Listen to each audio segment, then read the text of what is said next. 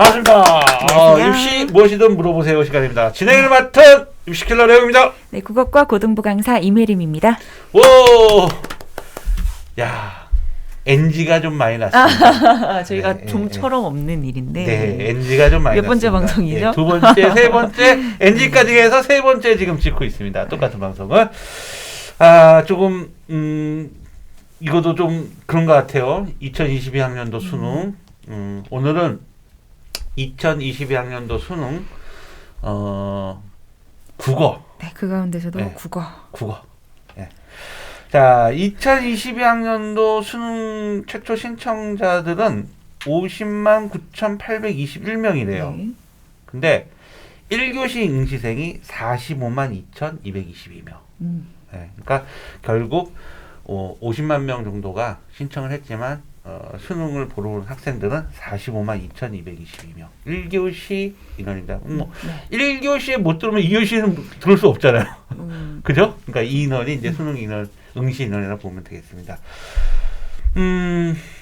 참 어디서부터 어떻게 얘기를 꺼내야 될지 좀 난감합니다. 네, 이렇게 쓰담쓰담 하면서 이번에 수능 본 모든 학생들에게 네, 쓰담쓰담 우리가 하면서 항상 시작을 해야 될 것 같네요. 방송을 할 때 네. 수능은 1교시가 중요하다. 아, 네. 1교시에서 멘탈이 나가면 힘들다. 근데 이건 뭐 젠장 2교시도 어려웠고 네.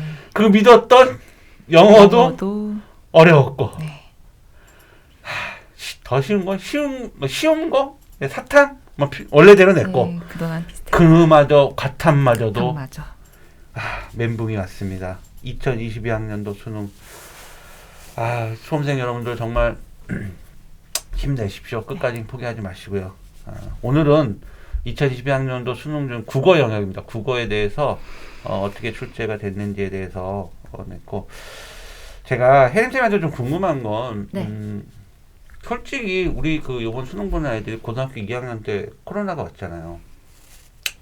정말로 정상적으로 애들이 수업하기가 좀 힘들었어요. 온라인으로 한다 해도 첫 해 온라인은 쌍방향도 아니고 그냥 또 녹화 방송을 이렇게 틀어주는 형태이다 보니까 애들이 학습적으로 많이 좀 부족했을 거예요.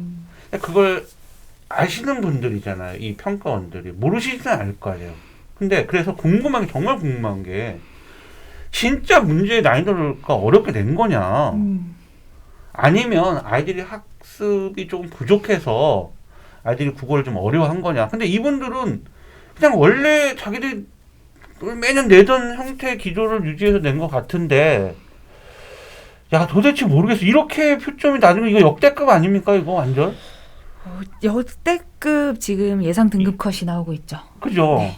2019학년도에 불수능 한번 들어왔을 때 그때 표점이 지금 150이었거든요. 네.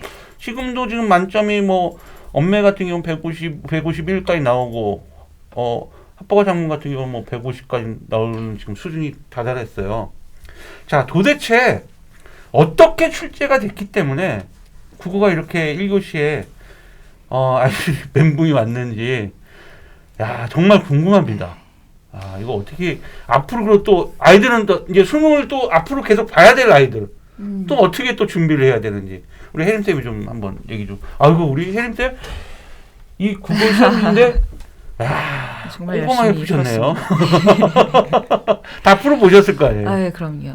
그죠? 저는 지금 이제 다시 11월 18일로 목요일로 돌아가 보자면, 물론 시험을 보고 난 수험생들이 이 방송을 보고 있을 것 같지는 않다는 생각이 들기도 하지만, 그때로 다시 삐리를 돌아가서 네, 다시 돌아가 보자면, 저는 이제 매년 수능 때마다 이제 시험지가 올라오기만을 이렇게 대기를 하고 있다가, 그렇죠. 시험지가 올라오면 이제 바로 출력을 해서 좀 이제 실전처럼 학생들이랑 똑같이 앉아서 문제를 시간을 재고 풀어보는데, 저는 이게 풀면서 뭘 느꼈냐면은, 보통 이제 한 지문을 다 푸는데, 보통 저는 한 60분 정도면 이제 풀잖아요. 모든 이제 국어 선생님들이 그렇겠지만, 근데 저는 이번 시험을 푸는데 정말 다른 학생들이랑 마찬가지로 딱 75분 정도 맞춰서 이걸 다 풀었어요. 그만큼 시간이 오래 걸렸다는 거죠. 그 이유가 뭐냐? 어렵다는 생각은 저는 들지 않았었어요. 근데 독서 문제를 이제 항상 마지막에 푸는데, 이 지문은 몇 번이랑 몇 번을 학생들이 헷갈려 할 수 있겠다. 왜냐면 저도 이게 답이다라는 걸 확신하기 위해서 근거를 찾아서 체크를 해가면서 문제를 풀었으니까. 그래서 학생들 입장에서는 분명히 이 문제에서는 시간을 많이 쓰겠다. 이거 2번이랑 3번이랑 헷갈리겠는데 이 둘 중에 고민하다가 시간 보내겠는데 여기서 멘탈 털리겠는데 이런 문제들이 한 4-5문제가 보였었어요. 그래서 근데 사실 문학도 좀 평이한 수준이었고요. 문학은 평이했다. 네, 화법과 작문이랑 언어와 매체도 쉬웠다고는 저는 절대 말씀드리지는 못해요. 왜냐하면 화법과 작문은 여태까지 나왔던 화법과 작문 문제들 중에서 좀 시간 소요를 많이 요구하는 문제들, 좀 꼼꼼함을 요구하는, 아무리 평소에 화작을 잘했어도 한두 문제는 틀릴 수도 있게 유도하는 문제들로 좀 출제가 되고 있었고, 근데 요건 예상을 했던 바죠. 화작이 좀 난이도를 높일 것이다. 네. 말 많이 했잖아요. 그래서 막 어렵다라기보다는 좀 꼼꼼함과 시간을 많이 요구하는 문제들로 구성되어 있었다. 그리고 언어와 매체도 마찬가지로 작년에도 그랬잖아요. 작년에 문법에 대한 기본 개념 지식이 확실하게만 있으면 쉽게 풀 수 있는 문제였다. 근데 이번 수능에서 언어와 매체는 한 가지가 더 추가가 됐어요. 기본적인 문법 개념 지식이 완벽하게 숙지가 되어 있는 상태에서 한눈에 답이 눈에 보이는 문제가 이번에 좀 없었어요. 그래서 내가 지식을 가지고 있는 상태에서 앞에 지문에서 설명하고 있는 것을 좀 활용을 한다라든지, 그리고 특히 좀 시간을 쓸 수밖에 없는 문제들이 나왔었거든요. 스스로의 자릿수를 파악하기 위해서 각 선택지 하나하나를 다 분석을 해야 된다든지, 아니면 이 대명사가 가리키고 있는 대상이 누구누구인지를 하나하나 기억, 니은, 디귿, 리을, 미음 다 체크를 해야 풀 수 있는 문제라든지, 이런 좀 시간 소요를 요구하는 문제가 나왔습니다. 그러니까 여기서 선택 과목에서 알 수 있는 부분은 일단 좀 화작이랑 언매에서의 유불리 차이, 어떤 선택 과목을 했다라는 것에 대해서 누구는 시간이 부족하고 누구는 시간이 남고 누구는 많이 맞히고 누구는 많이 틀리고, 요거를 최대한 좀 줄였다라는, 최소화시켰다. 여태까지 있었던 신유형의 문제에서 이번 수능이 선택 과목간 차이가 가장 좁혔던 시험이었다라고 보고 있고요. 잘 실시된 거네요, 그거는. 네, 그리고 지금 예상 등급 한번 보더라도 육모, 구모는 보통 2-3점씩 차이가 났는데 지금 거의 1등급 큰 것 같아요. 1점하고 2점 정도 이렇게 차이가 나는 거니까. 네, 2등급 컷은 뭐 거의 더 흡사하고요. 그런데 이제 문제는 독서죠. 그렇지, 문학 시켰고 선택 과목 최소화시켰고, 독서밖에 독서입니다. 독서인데 근데 아마 독서를 먼저 순서대로 1번부터 그냥 쭉 순서대로 풀었던 학생들은 이번 시험에서 많이 고전을 면치 못했을 거예요. 독서에서 시간 아마 다 썼을 거라고 생각이 듭니다. 근데 이제 좀 전략적으로 시간 배분을 연습을 했던 친구들이라면 선택 과목을 풀고 그 다음에 문학을 풀고 독서로 들어갔겠죠. 그런 학생들은 물론 그래도 어려웠겠지만 시간 분배에서 실패하지는 않았을 거라는 생각이 들어요. 왜냐하면 지문들이요, 보시면은 1번부터 3번에 해당되는 독서 이론 문제는 이번엔 좀 쉬웠습니다. 네, 평이하게 그냥 바로바로 좀 풀고 넘어갈 수 있는 어려운 문제, 헷갈리는 선택지 없었고요.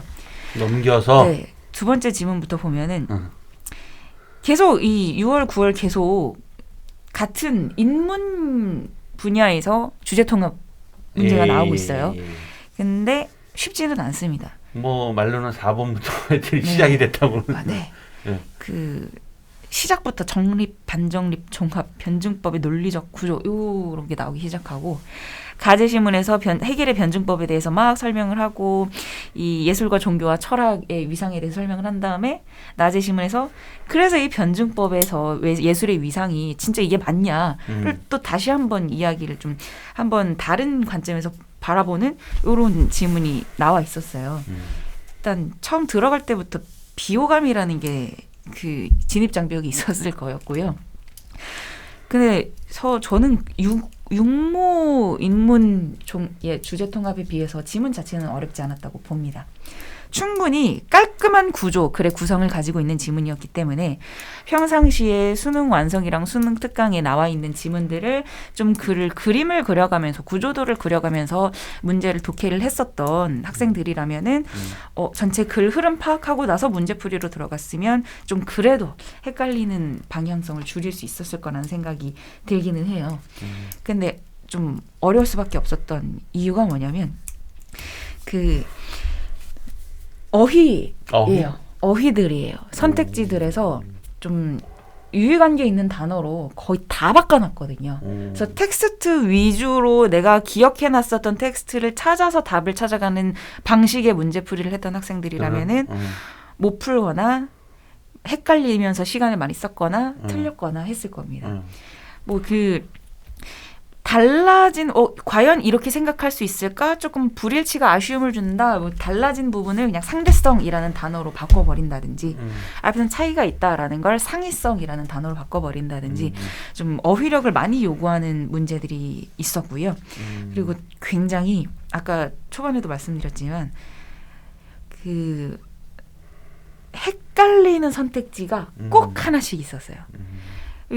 주제통합 지문은 그랬고 두 번째에 있는 이제 사회 경제에 해당되는 브레튼 우즈 체제에서의 기축통합 문제도 경제지문. 그것도 경제지문은 지문이 길지 않습니다. 4문단 정도고요. 그리고 그동안 경제지문을 연습하면서 이렇게 화살표 처리하고 부등호 처리하면서 이 글의 전체적인 구성을 파악하는 연습을 하는 학생들이었다면 이 3점짜리 문제에서도 크게 어려움을 겪지는 않았을 거예요. 근데 그냥 또 여기서도 일단 첫 번째 인문 분야에서 좀 그 메달이 나간 학생들이 일로 넘어가면은 일단 눈에 안 들어온다라든지 좀 글을 파악하는데 어려움을 많이 겪고 헷갈리는 선택지에서 많이 시간을 썼을 거예요.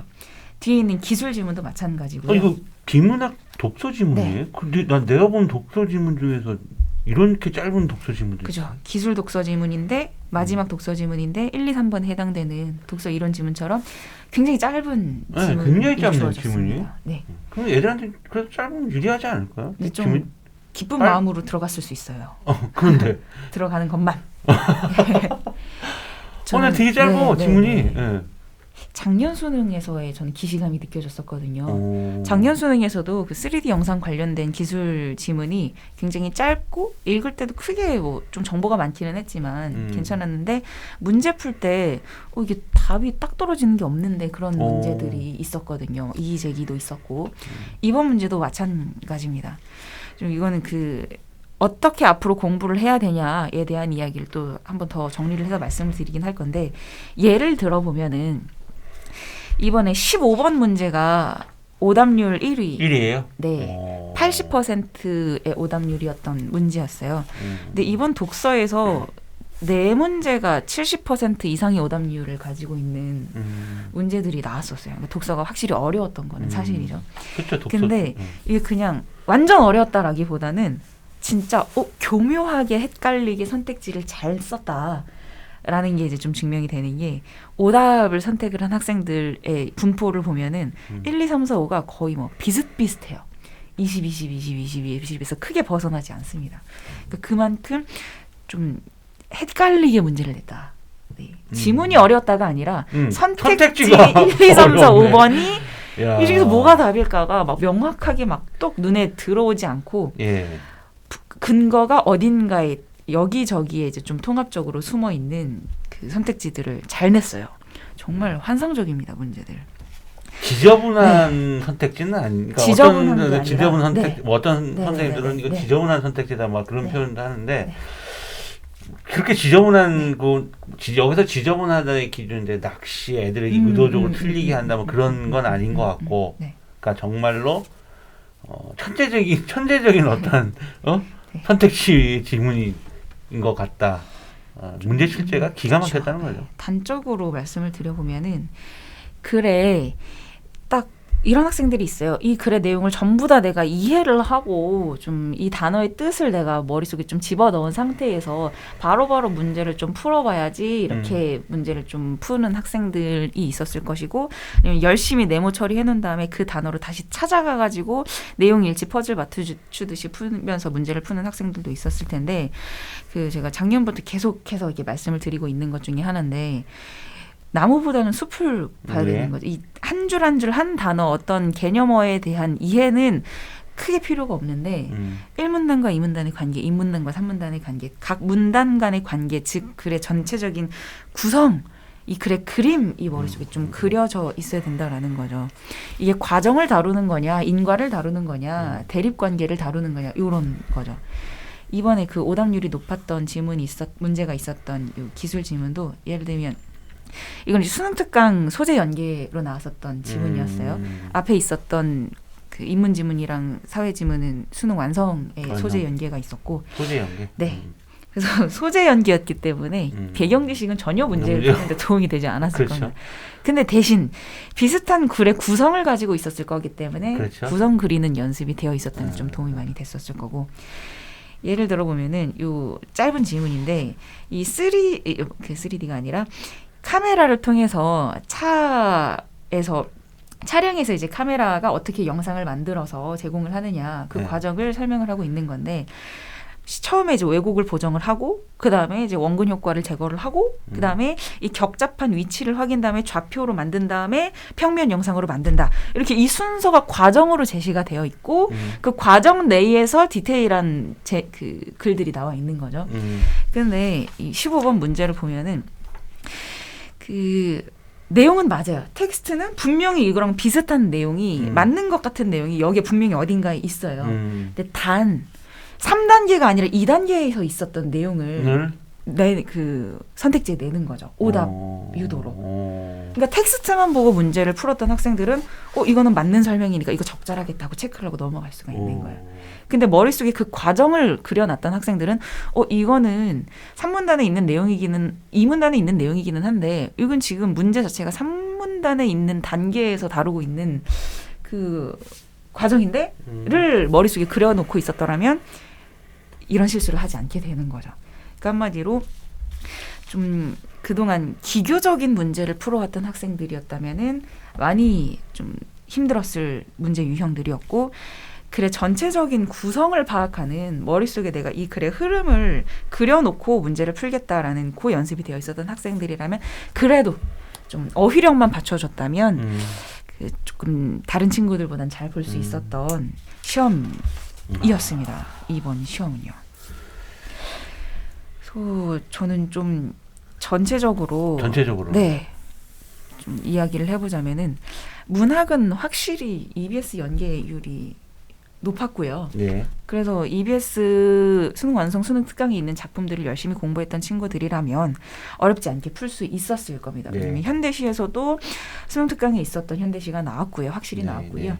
고전시가 같은 경우에는 또 수능 완성에 있는 작품이 전문을 공부했던 작품이 그대로 나와서 또 열심히 공부했던 친구들이라면은 또 쉽게 갈 수 있었던 거는 있는데 단 좀 이 긍정적인 감정과 부정적인 감정을 나타내는 어휘들을 구분하는 능력을 좀 요구하는 부분이 많이 보였어요. 지금 계속 평가원 출제 경향에서 나타나고 있는 건데 어휘력을 요구하고 있습니다. 문학에서도 비문학에서도 그리고 독서에서는 그 문법에서는 정확한 문법 개념의 뜻을 알고 있느냐를 요구하고 있는 것처럼 그래서 저는 이번 시험이 어려웠잖아요. 지금 화법과 전문 선택한 학생들 평균은 49.31점이고 그 어려웠던 육모도 평균이 58점이었어요. 네. 올해. 근데 이번에는 49점, 원매 선택한 학생들은 52.49점 이렇게 많이 어려웠던 시험이었고 학생들을 힘들게 했었던 시험인데 네. 그렇게 생각을 합니다. 난도도 난도인데 좀 헷갈리는 문제들에서 멘탈이 약한 학생들이 100% 무너지고 넘어갔을 거예요. 그래서 네. 그렇다면 제가 궁금한 점이 또 하나 생기는 건 과거로 좀 뭐 우리가 작년으로 이제 다시 돌아갔을 때 이게 통합형 첫 해잖아요. 네, 그렇죠. 그래서 이게 작년이나 재작년에 통합형을 이렇게 낼 것이다 예시 그 문제가 나왔어요. 그래서 저희가 그걸 방송을 한 거로 내가 기억이 나는데 어땠나요? 그때 우리가 방송하면서 문제가 이렇게 바뀔 것이다, 이렇게 기조가 이렇게 운영될 거다라고 했는데 그러한 약속들을 어느 정도 지킨 부분이 있나요? 사실 2022 예시 문항이랑 육모, 구모 이 올해 수능은 그 선택 과목이 추가됐다라는 것 말고는 좀 차이가 많이 나기는 해요. 그렇지만 그때부터 저희가 계속 저희 이제 이슈 무엇이든 물어보세요에서 계속해서 강조했었던 것 중에서 전혀 변화하지 않는 것 중에 하나는 이제는 문제풀이 위주의 공부는 도움이 되지 않는다. 기본기다. 기본기다. 평가원에서 국어 실력의 기본 어휘력과 네. 기본 독해 능력. 여기서 독해 능력은 문장을 얼마나 잘 이해하고 이 머릿속에 암기하느냐를 묻는 게 아니라 어떤 글이 몇 문단으로 구성되어 있는 글이 있다면 이 글의 전체 내용이 어떤 구성으로 되어 있는가를 멀찍이서 바라볼 수 있는 능력, 나무가 아니라 숲을 보는 능력 있죠. 네. 글의 전체 내용을 좀 포괄적으로 파악하는 그 능력을 요구할 것이다. 그래서 좀 구조도 그리는 거, 글 구조화하는 거를 계속해서 강조를 했었는데 트렌드가 변할 것이다. 그게 이번 네, 수능에서 앞으로도 네. 앞으로도 그런 형태로 가능성이 있다. 그쵸. 그러다 보니 그래야지 좀 문제가 좀 아름다운 이렇게 문제를 낼 수가 있게 돼요. 네. 그렇다면 이제 고등학교가 시작되는 학생들 있잖아요. 고등학교에 이제 대입을 준비하는 학생들이라든지 앞으로 수능을 보는 학생들, 우리 그 혜림 쌤이 얘기하는 자 이런 앞으로 이렇게 공부를 하는 게 좀 도움이 많이 될 것이다라고 해서 도움 말씀 좀 부탁드리겠습니다.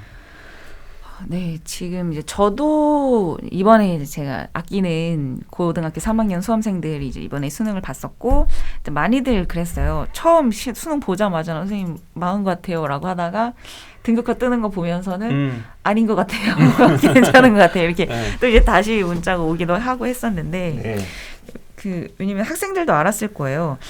그렇게 어려운 문제가 아니었는데 나만 못 본 것 같아라는 생각을 아마 다들 했을 거예요. 근데 아니었다라는 거 다른 학생들도 다 못 봤을 거라는 거. 네. 근데 이제 지금은 제가 예비 고1 학생들도 이제 같이 만나고 있어요. 같이 공부를 하고 있는데 얼마 전에 2주 전에 그 댓글을 달아주신 저희 구독자분이 제가 굉장히 공감을 많이 했던 댓글을 달아주셨던 분이 있는데 제가 어휘력에 대해서 강조를 많이 했었잖아요. 근데 거기에 이제 달려 있었던 글이었는데 한자 공부를 좀 아이들이 했으면 좋겠다라는 말씀을 보고 굉장히 큰 저 100% 공감합니다. 네, 공감을 했습니다. 왜냐면 요즘 아이들이 조금 문해력이 조금씩 그래도 어떻게 보면은 저희 때 혹은 이제 저희 뭐 위나 아래 때 한자 수업 이런 거. 분들에 비해서 조금 이 상위권 학생들과 하위권 학생들의 편차가 점점 좀 많이 벌어지고 있다라는 생각이 드는 것 중에 하나가 뭐냐면 한자를 몰라요. 한자 굉장히 기본적인 한 100개에서 200개 정도만 알고 있어도 비문학 독서 어휘력뿐만 아니라 문학에서 막 고전 시가 해석 독해하는 거에 있어서도 굉장히 도움이 많이 될 텐데 정말 기본적인 몇 개 한자들 정도만 좀 파악을 하고 있으면 좋은 점 중에 하나가 내가 처음 보는 단어를 보더라도 좀 문맥에 의해서 혹은 내가 예상을 해서 이 단어의 뜻을 유추를 할 수가 있거든요. 그래서 좀 혹시라도 한자에 대해서 아예 무지한 학생들이 이제 고등학교를 올라가는데도 불구하고 뭐 월화수목금틀도 못 읽는다. 이 정도의 학생들이 혹시라도 있다면 조금씩 익숙해질 수 있는 한자에 익숙해질 수 있는 방법을 조금씩이라도 좀 하면은 어휘력 향상에 많이 도움이 되겠다라는 생각이 좀 들고요. 어린 학생일수록 네네네. 그죠? 초등학교, 중학교 때 한자 공부해 놓으면 평생 가거든요. 네, 고3, 고2, 고3 때는 안 돼요. 이거도 뭐 그래서 학부모님 우리 요즘 또 한자 학원은 뭔지 알면 그냥 무조건 급수 따는 막 위주의 또 한자를 막 그렇게 보냈는데 사실 교과서 문장 속에서도 한자어들이 많이 요소에서 들어가 있잖아요. 그런 형태의 한자 어휘를 좀 공부해 보는 게 굉장히 도움이 될 것 같고, 난 그래서 솔직히 저는 그 올가국어 학원 프로그램에 제가 좋아하는 이유 중에 하나가 보통 뭐 학원들 대부분 보면 문법 아닌 문학 이쪽으로 이제 많이 방향을 잡고 얘기들 학원들 아이들 그다음에 저기 했는데 뭐 비문학이라든지 이렇게 하는데 사실 글을 이해하는 부분에 있어서 어린 학생일수록 저는 어휘가 굉장히 중요한 거 공감하고 그 중에서도 한자 어휘거든요. 근데 올가국어 프로그램 같은 경우는 아예 교재 자체가 한자 어휘 자체가 따로 들어가 있더라고요. 그래서 이거 되게 좋은 프로그램이다. 저는 대놓고 정말 이건 좋은 프로그램이라고 난 보고 있어요. 그래서 그런 한자 어휘에 대한 중요성 정말 전 필요하다고 봅니다. 쓸 줄 알고 이것까지는 아니지만 뜻과 정도를 몇 개 정도만 알고 있어도 도움이 많이 될 거라는 생각이 좀 들고요. 그리고 국어 과목 네. 아니더라도 다른 과목에도 그렇죠. 영향을 많이 도움이 예, 되죠. 도움이 될 여기저기에 거예요. 도움이 많이 예. 되죠. 아무튼 뭐 네. 고생하셨어요. 고생하셨어요. 그래도 상대평가잖아요, 국어는. 네. 사실 오늘 영어 강상훈 원장님이 원래 출연하시기로 돼 있다가 마음의 상처를 많이 입으셨고 다음 주에 이제 영어는 단독으로 또 촬영을 할 겁니다. 영어는 절대평가잖아요. 이거는 영어는 되게 더 심각해졌습니다. 영어 믿고 수능 최저 그래도 영어 믿고 지금 수능 최저 맞추려고 노력 많이 하는 학생들이 있었는데 또 굉장히 또 수능 최저가 굉장히 또 맞추기 어려워지는 상황인데 자 계속 지금 주말에 대학별 고사가 진행되고 있어요. 그런데 나 수능 최저 못 맞힌 것 같아 라고 아이들이 대학별 고사를 안 간 학생들이 있는데 저는 제가 좀 부탁드리고 싶은 거는 수능 최저와 무관하게 솔직히 좀 경험을 쌓는다라고 생각한다면 가서 보는 것도 전 많은 도움이 될 거라고 생각됩니다. 그래서 너무 수능 최저에 연연하지 마시고 그래서 또 사람이라는 건 모르지 않습니까? 그렇죠. 그리고 성적표 나와 봐야 돼요. 맞아요. 등급은 맞아요. 저 그런 애들 진짜 많이 봤어요. 자기가 지레짐작으로 안 될 것 같다라고 해서 안 갔는데 실제로 수능 최저를 나오니까 등급이 높게 나온 거예요. 그래서 근데 갔겠지라고 했는데 안 갔대. 그런 우를 범하지 않기를 좀 부탁드리면서 최대한 대학별보다 본인이 신청해놓은 거에 대해서는 수능 최저와 무관하더라도 본인이 가서 좀 꼭 참여해서 보고 경험을 쌓아두는 게 좋을 거라 저는 생각이 듭니다. 아무튼 수능 보시느라고 수험생 여러분들 되게 정말 고생 많으셨는데 좋은 결과 또 나올 거라고 생각합니다. 어차피 상대 평가고 하니까 너무 저기에 연연하지 마시고 최선을 끝까지 다해서 최선을 다하는 모습 좀 보여주셨으면 좋겠어요. 제자들한테 한마디 하시죠. 네, 저와 함께 공부를 했었던 학생들 그리고 이번에 수능을 쳤던 모든 고3 학생들 또 이제 재수 N수생 모든 분들께 저는 드리고 싶은 말씀 중에 하나가 그동안 정말 고생 많이 하셨잖아요. 이런 시국에서 공부를 한다라는 것 자체가 너무나 힘든 일일 건데 이 하루에 내가 생각했었던 내가 목표했었던 점수가 나오지 않았다라고 해서 너무 낙담하시고 지금까지 노력해 왔던 것들을 막 나는 왜 그럴까 내가 왜 그랬을까 이렇게 좀 안타까워하고 아쉬워하는 것보다는 그동안 내가 고생을 해왔으니까 나는 최선을 다했다라는 것에 대한 자기 자신에 대한 동료를 조금 해주셨으면 좋겠고요. 그리고 여러분들에게만 어려웠던 게 아닙니다. 특히 국어는 모두에게 어려웠을 거고 이 상황 속에서도 내가 지난번이랑 좀 비슷한 점수가 나왔다라든지 좀 나쁘지 않게 봤다라고 하는 학생들은 서로 자기 자신을 이렇게 막 토닥여주세요. 정말 잘하셨습니다. 너무 고생 많으시고 서로 이렇게 나 스스로를 이렇게 쓰담쓰담 해주시고요. 물론 만족하는 점수가 나오지 않았다고 하더라도 좀 힘내시고 모두에게 어려웠던 시험이었으니까 또 앞으로 나아갈 길이 또 구말립니다. 그 길을 위해서 좀 힘내시고 항상 그 길을 위해서 제가 응원하고 있도록 하겠습니다. 네, 좋은 말씀 감사드리고 물이죠 이거? 네, 물입니다. 방송하시면서 혹시 밑에는 막 아닙니다. 이슬 같은 게 있지 않을까? 물을 열심히 마셨습니다. 물입니다. 해리쌤 고생하셨고요. 다음 주에 또 방송 한번 같이 또 진행하도록 해보도록 하겠습니다. 자, 오늘 방송 여기까지 진행하도록 하고요. 전국에 계신 수험생 여러분들 다시 한번 수능 치느라 고생 많으셨습니다. 네, 방송 여기까지 진행하겠습니다. 고맙습니다.